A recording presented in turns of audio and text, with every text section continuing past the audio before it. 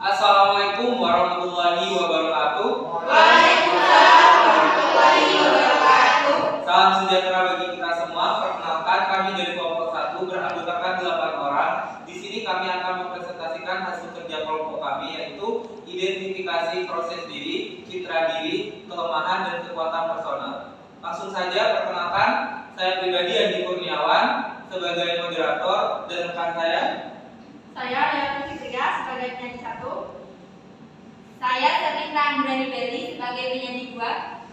Saya Muhammad Budi sebagai penyanyi 3. Saya Muhammad Faisal Bayu sebagai penyanyi 4. Saya Ferdinand sebagai penyanyi 5. Saya Izatul Bami sebagai penyanyi yang ke-6. Dan saya Vira Edwi sebagai penyanyi ke-7. Baik, terima kasih. Untuk mempersingkat waktu, mungkin langsung ke slide pertama atau materi pertama yang akan disampaikan oleh rekan saya, yaitu Ila. Waktu kami persilakan. Baik, yang pertama saya akan menjelaskan tentang pengertian dari proses diri. Proses diri adalah suatu proses yang terjadi secara terus-menerus yang dilakukan oleh seseorang dengan dirinya sendiri kepada orang lain serta lingkungannya untuk mengatasi konflik, kesulitan, dan rasa frustasi sehingga tercipta suatu hubungan yang stabil antara dirinya dengan lingkungan.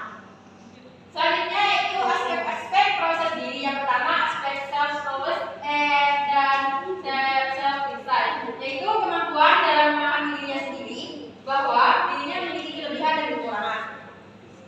Hal ini dapat diketahui dengan pemahaman emosional pada dirinya, yang berarti adanya kesadaran akan kekurangan dan disertai dengan sikap yang positif terhadap kekurangan tersebut, maka akan mampu menutupinya.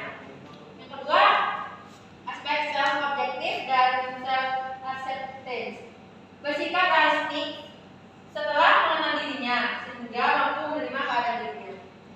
Baik, terima kasih untuk pemateri pertama. Pemateri selanjutnya kepada Servita kami persilakan.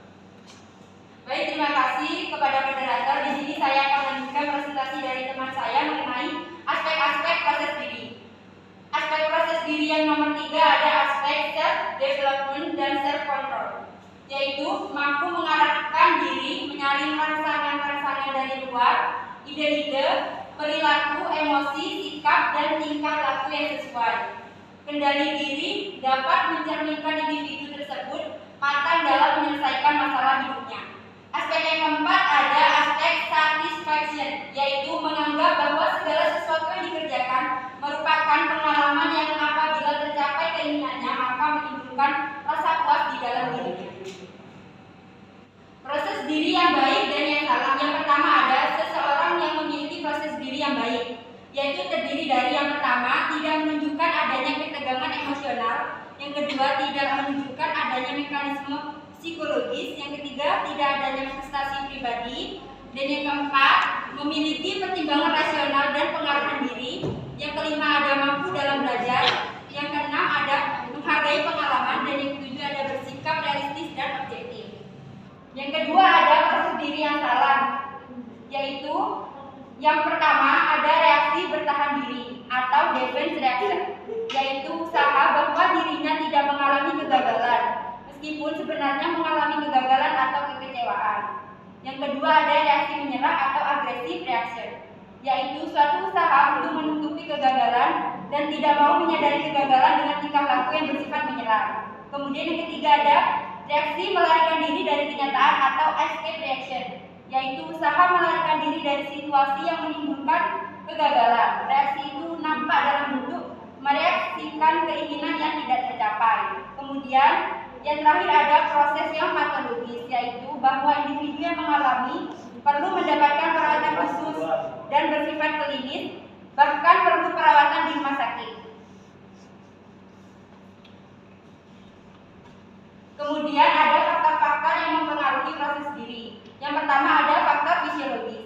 Proses diri seseorang akan lebih mudah dilakukan dan dimelihara dalam kondisi fisik yang sehat daripada yang tidak sehat. Kondisi fisik yang sehat dapat menimbulkan penerimaan diri, percaya diri, harga diri, dan sejenisnya yang akan menjadi kondisi yang sangat menguntungkan bagi proses diri. Sebaliknya, jika kondisi fisik yang tidak sehat dapat menyebabkan perasaan rendah diri, kurang percaya diri, atau bahkan Kemudian yang kedua ada faktor psikologis. Faktor psikologis itu mempengaruhi kemampuan penyesuaian diri seperti pengalaman, hasil belajar, kebutuhan-kebutuhan, aktualisasi diri, frustasi, depresi, dan sebagainya.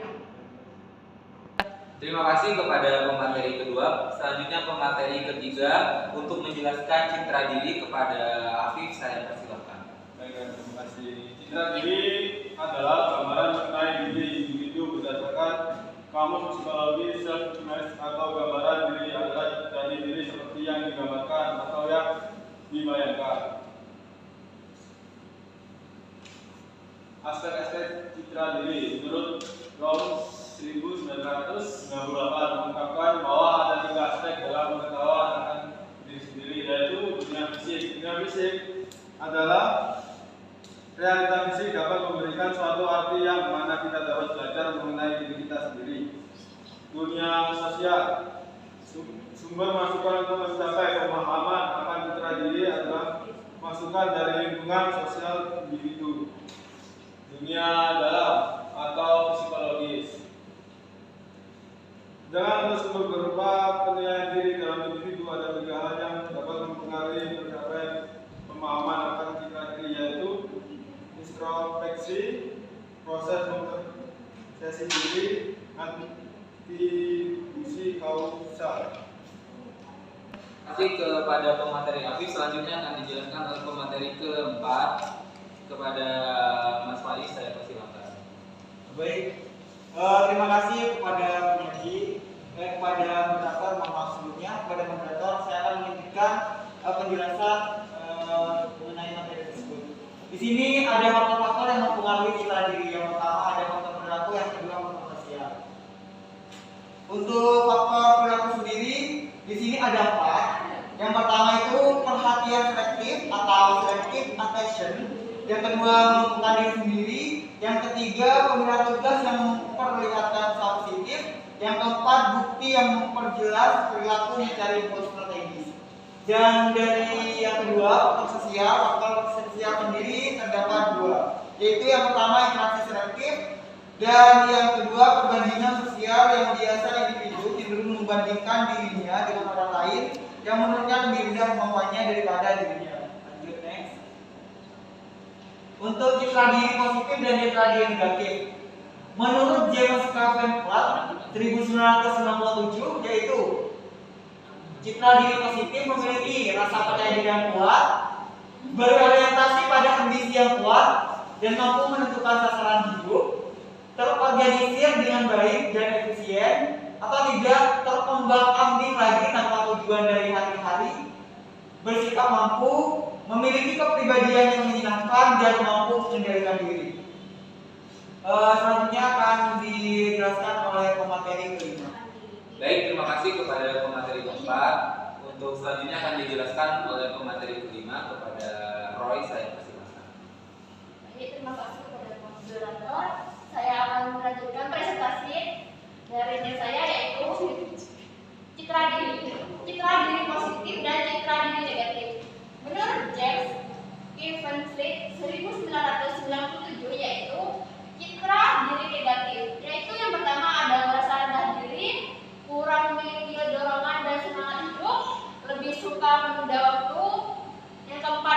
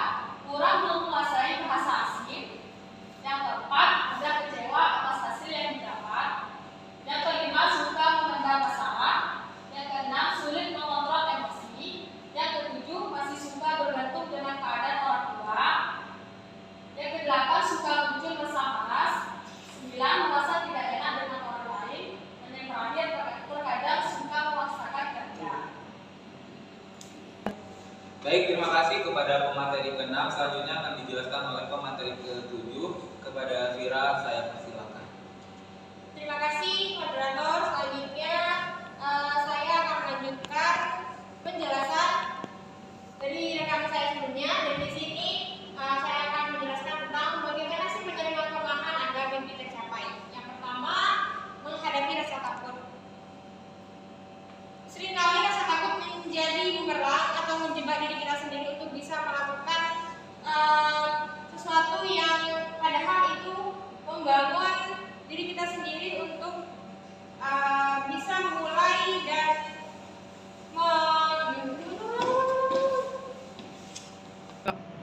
terima kasih kepada moderator. Selanjutnya saya akan melanjutkan presentasi dari rekan saya sebelumnya, yakni menerima kelemahan agar mimpi bisa tercapai.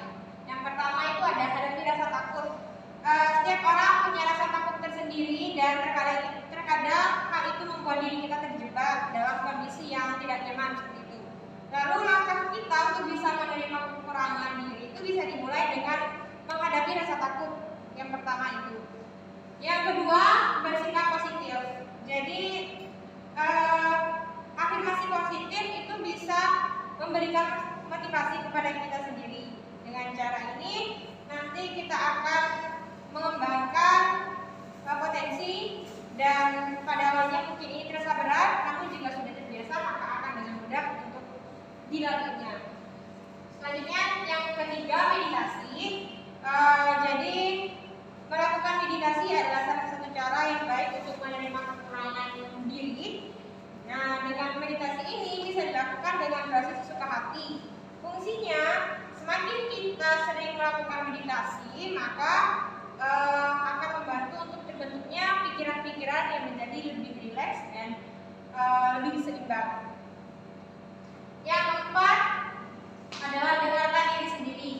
Nah, jadi mindful untuk mendengarkan diri sendiri adalah hal penting untuk menerima kekurangan. Kita tanyakan apa yang sedang kita butuhkan, lalu apa yang harus kita jalani. Selanjutnya, berbagi dengan orang lain. Kita adalah makhluk sosial, jadi salah satu cara agar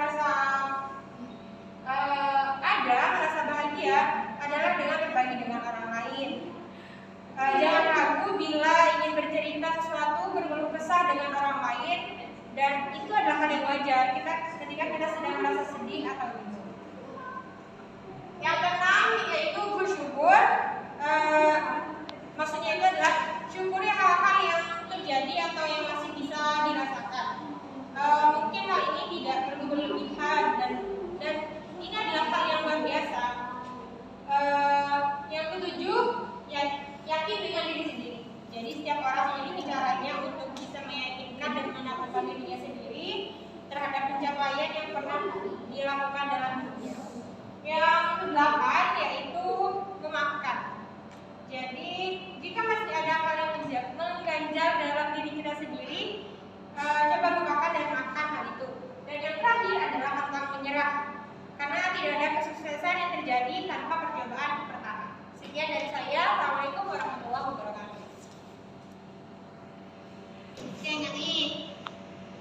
Baik, cukup sekian presentasi dari kelompok kami. Kurang lebihnya saya mohon maaf. Apabila ada pertanyaan